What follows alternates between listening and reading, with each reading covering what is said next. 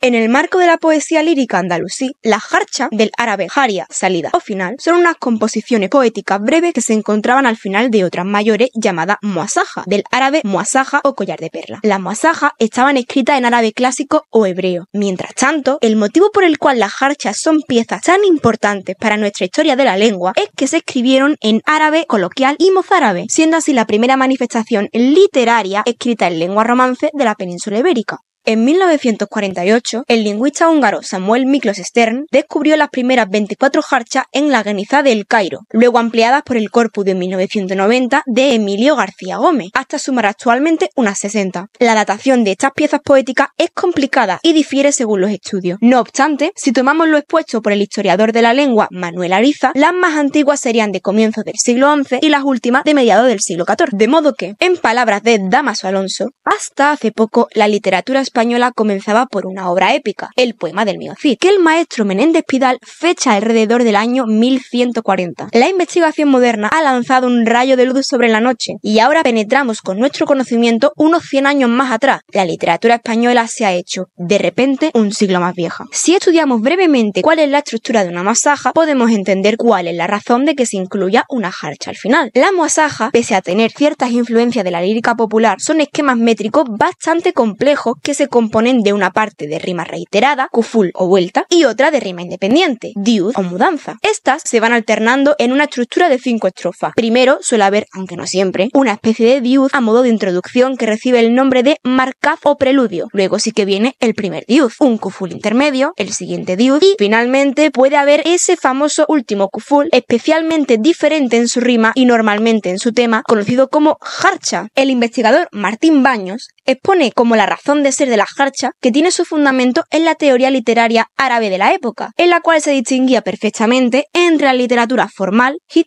o la satírico-burlesca, hazl. Así pues, la muasaja, al tener una jarcha incorporada, supone la confluencia de ambos estilos, un poema de carácter clásico que tiene añadido al final unos versillos de tono popular. No solo las muasajas podían llevar una jarcha al final, sino que también el cejel. Este es un tipo de composición poética muy similar a la muasaja, aunque de corte más popular, que precisamente pretendía imitar a estos prestigiosos poemas cultos. Sin embargo, cabe tener en cuenta que los cejeles se escribían en árabe andalusí. Según el escritor egipcio Ibn Sana al-Mulk, muerto en 1212, la jarcha debía ser realizada antes de la muasaja, pues es su parte más esencial. Así pues, cumple una importante función en la muasaja como broche final, que es lo que la mayoría de lectores y oyentes recordarían más nítidamente luego. Normalmente, una jarcha se compone de una sola estrofa de pocos versos, a veces un simple pareado, predominando las cuartetas AB-AB, la sextina o las quintillas siempre en versos de arte menor, octosílabo, hexasílabo, pentasílabo. En lo referente a su autoría, la jarcha, como la mayoría de piezas líricas de la plena Edad Media, excepto algunas cánticas de Martín Codax, se caracterizan por su anonimia. En cuanto al estado de conservación, tenemos bastantes problemas, pues se han encontrado jarchas aljamiadas que utilizan caracteres del alifato árabe o del alefato hebreo para escribir la lengua romance, y jarchas no aljamiadas, que sí emplean el alfabeto latino. Por desgracia, ni siquiera se sabe con certeza si las jarchas están realmente escritas en mozárabe y no lengua popular árabe, pues las transcripciones que tenemos de la jarcha, como la lengua árabe, carecen de vocales. Lo mismo sucede con el hebreo, de modo que lo que se encontraría Samuel Stern si la jarcha no estaba aljamiada sería: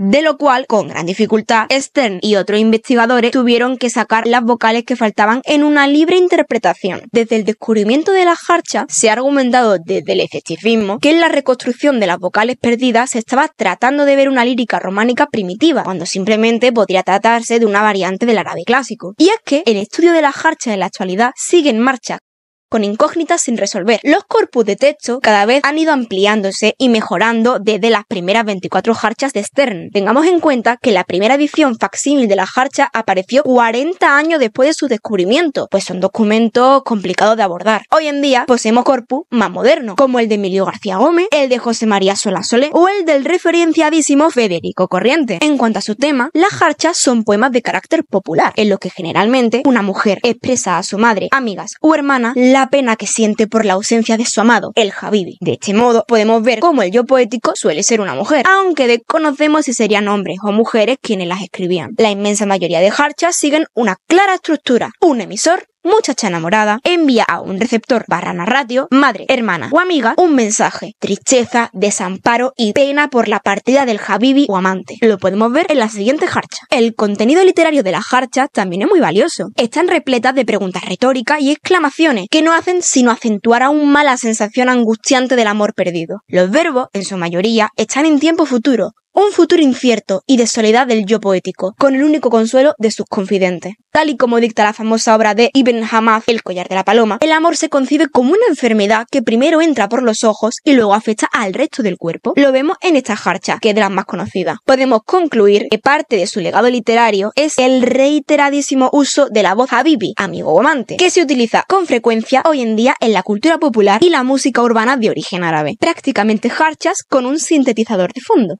Las jarchas son, además de preciosas composiciones poéticas, una pieza clave para comprender el complejo y bello entramado del mozárabe o romandalusí en la península ibérica. Además, constituyen una de las pruebas más sólidas que tenemos hoy día de que la lengua mozárabe o romandalusí existió. Muchas gracias, Dalia. Fue un placer, como siempre. Ahora procederemos con nuestra ronda de preguntas sobre lo explicado en la batería de letras. Vespi, ¿te ves preparada? ¡Ay! Pues no lo tenía muy claro.